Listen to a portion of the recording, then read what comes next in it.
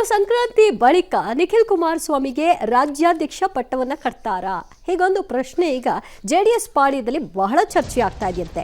ಇದಕ್ಕೆ ಕೆಲ ಹಿರಿಯರು ಆಕ್ಷೇಪವನ್ನು ಕೂಡ ವ್ಯಕ್ತಪಡಿಸಿದ್ದಾರಂತೆ. ಜೆಡಿಎಸ್ ಹಿರಿಯ ನಾಯಕರು ಅಸಮಾಧಾನವನ್ನು ವ್ಯಕ್ತಪಡಿಸಿ ಕಿರಿಯನ ಕೈ ಕೆಳಗೆ ಕೆಲಸ ಮಾಡೋಕೆ ಆಗಲ್ಲ ಅನ್ನೋ ಸಂದೇಶವನ್ನ ಕೊಟ್ಟಿದ್ದಾರಂತೆ.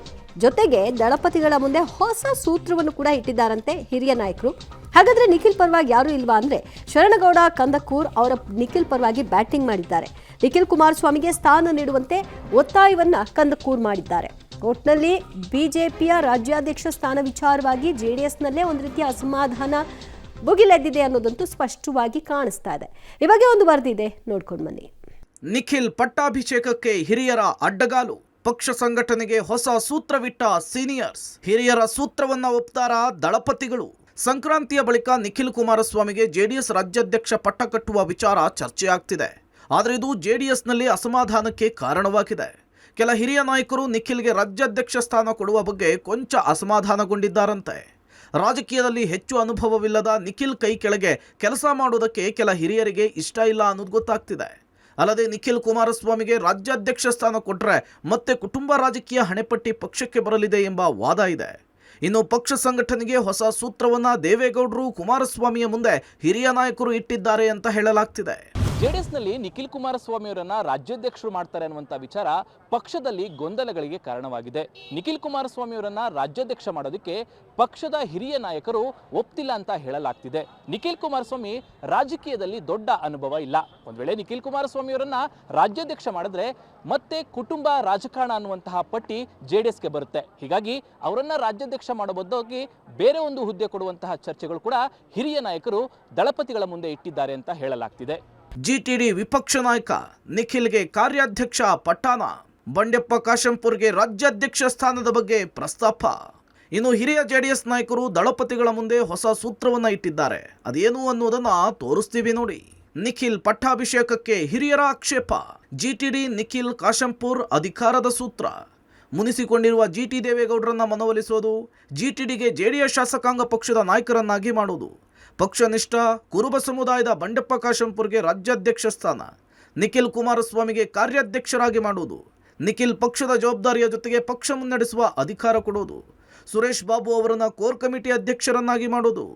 ಈ ಎಲ್ಲ ಲೆಕ್ಕಾಚಾರ ದಳಪತಿಗಳ ಮುಂದಿಟ್ಟಿದ್ದಾರೆ ಎನ್ನಲಾಗ್ತಿದೆ. ಆದರೆ ಪಕ್ಷದ ಹಿರಿಯರ ಸೂತ್ರವನ್ನು ಒಪ್ತಾರ ದಳಪತಿಗಳು ಅನ್ನೋ ಪ್ರಶ್ನೆ ಶುರುವಾಗಿದೆ.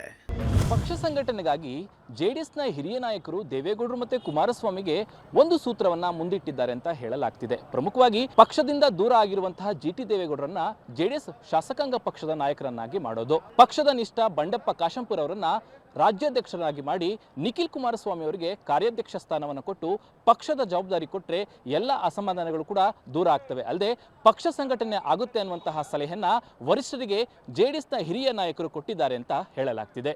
ನಿಖಿಲ್ ಪರ ಶರಣಗೌಡ ಕಂದಕನೂರ್ ಬ್ಯಾಟಿಂಗ್. ಹೊಸಬರಿಗೆ ಅವಕಾಶ ಕೊಡಬೇಕೆಂದ ಎಂಎಲ್ಎ.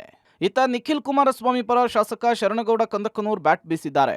ನಿಖಿಲ್ ಅವರಿಗೆ ಹೊಸ ವರ್ಷದಲ್ಲಿ ಹೊಸ ಜವಾಬ್ದಾರಿ ಕೊಡಬೇಕು ಅಂತ ಒತ್ತಾಯಿಸಿದ್ದಾರೆ. ಅಷ್ಟೇ ಅಲ್ಲದೆ ನಿಖಿಲ್ ಪಟ್ಟಾಭಿಷೇಕಕ್ಕೆ ಹಿರಿಯರ ಅಸಮಾಧಾನ ವಿಚಾರಕ್ಕೂ ಕಂದಕನೂರ್ ಆಕ್ರೋಶ ವ್ಯಕ್ತಪಡಿಸಿದ್ದಾರೆ. ಜೆಡಿಎಸ್ ಪಕ್ಷದಲ್ಲಿ 3 ಸಲ ನಿಖಿಲ್ ಅವರನ್ನ ಚುನಾವಣೆಗೆ ನಿಲ್ಲಿಸಲಾಗಿತ್ತು. ಆಗ ಹಿರಿಯರಿಗೆ ನಿಖಿಲ್ ಸಣ್ಣವರು ಅಂತ ಅನ್ನಿಸ್ಲಿಲ್ವಾ ಅಂತ ಪ್ರಶ್ನಿಸಿದ್ದಾರೆ. ಆಕ್ಷೇಪ ಎತ್ತುವವರು ಯಾರಾದರೂ ನಾನು ರಾಜ್ಯಾಧ್ಯಕ್ಷ ಸ್ಥಾನದ ಆಕಾಂಕ್ಷಿ ಅಂತ ಹೇಳಿ ಅಂತ ಸವಾಲ್ ಹಾಕಿದ್ದಾರೆ.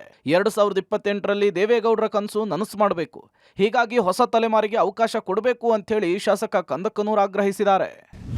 ನಾನು ವೈಯಕ್ತಿಕವಾಗಿ ದೇವೇಗೌಡರಿಗೆ ಮತ್ತು ಕುಮಾರಸ್ವಾಮಿ ಅವರಿಗೆ ನಾನು ವೈಯಕ್ತಿಕವಾಗಿ ಮನವಿ ಮಾಡ್ತಕ್ಕಂಥದ್ದಿಷ್ಟೇ, ನಿಖಿಲ್ ಕುಮಾರಸ್ವಾಮಿ ಅವ್ರನ್ನ ರಾಜ್ಯಾಧ್ಯಕ್ಷರನ್ನಾಗಿ ಮಾಡಿ ಅವ್ರ ಜೊತೆ ಇಡೀ ಯುವ ಸಮುದಾಯ ಇರುತ್ತೆ, ಹಿರಿಯರ ಮಾರ್ಗದರ್ಶನ ಇರುತ್ತೆ. ಮುಂದೆ 28ಕ್ಕೆ ದೇವೇಗೌಡರ ಜೀವಿತಾವಧಿದಾಗ ಒಂದು ಸಲ ಅಧಿಕಾರಕ್ಕೆ ಬರಬೇಕೆಂಬುದೇನೋ ಒಂದು ಅವ್ರ ಕನಸಿದೆ.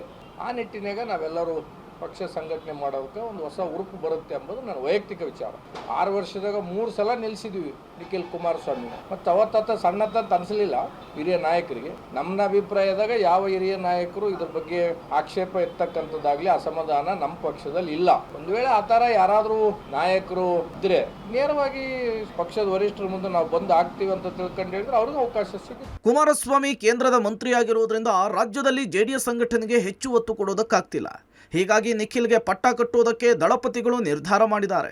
ಆದರೆ ಇದೇ ವಿಚಾರ ಈಗ ಪಕ್ಷದಲ್ಲಿ ಅಸಮಾಧಾನಕ್ಕೂ ಕಾರಣವಾಗಿದೆ. ಜೆಡಿಎಸ್ನ ಹಿರಿಯ ನಾಯಕರುಗಳು ಕೊಟ್ಟಂತಹ ಸೂತ್ರವನ್ನ ದಳಪತಿಗಳು ಏನ್ ಮಾಡ್ತಾರೆ ಅನ್ನೋದೇ ಈಗಿರುವಂತಹ suspense. Srinivas, political bureau, public TV. So ಇಲ್ಲಷ್ಟೇ ಅಲ್ಲ, ಎಲ್ಲ ಪಕ್ಷಗಳಲ್ಲೂ ಇದೇ ಸಮಸ್ಯೆ ಆಗಿರುತ್ತೆ. ಈಗ BJPಯಲ್ಲೂ ಕೂಡ ವಿಜಯೇಂದ್ರ ಅವ್ರನ್ನ ಮಾಡಿದ ತಕ್ಷಣ ಅಲ್ಲಿರೋ ಸೀನಿಯರ್ಸ್ಗಳು ಆಕ್ಷೇಪ. ಕಾಂಗ್ರೆಸ್ನಲ್ಲಿ ಯಾಕೆ ಡಿ ಕೆ ಶಿವಕುಮಾರ್ ಮಾಡಿದಂಥ ಸಂದರ್ಭದಲ್ಲಿ ಬೇರೆ ಅಲ್ಲಿರುವಂಥ ಸೀನಿಯರ್ ಲೀಡರ್ಸ್ಗಳು ಇರಲಿಲ್ವೇ? ಈಗಲೂ ಟವಲ್ ಆಗ್ತಾ ಇಲ್ವಾ ಕೆಲವರು? ಬಟ್ ಮಾತಾಡೋಕ್ಕಾಗಲ್ಲ ಅವರಿಗೆ. ಸ್ವಲ್ಪ ಅಲ್ಲಿ ಇಲ್ಲಿ ಸ್ವಲ್ಪ ತಗ್ಗಿ ಬಗ್ಗಿ ನಡಿಬೇಕಾದಂಥ ಪರಿಸ್ಥಿತಿ ರಾಷ್ಟ್ರೀಯ ಪಕ್ಷಗಳಿಗೆ. ಯತ್ನಾಳ್ ಅವರು ಇರೋದ್ರಿಂದ ಸ್ವಲ್ಪ ಎಲ್ಲ ಮೀರಿ ಮಾತನಾಡ್ತಾ ಇದ್ದಾರೆ. BJPಯಲ್ಲಿ JDS ಪ್ರಾದೇಶಿಕ ಪಕ್ಷವಾಗಿರೋದ್ರಿಂದ ಅವರು ಮಾತಾಡೇ ಮಾತಾಡ್ತಾರೆ.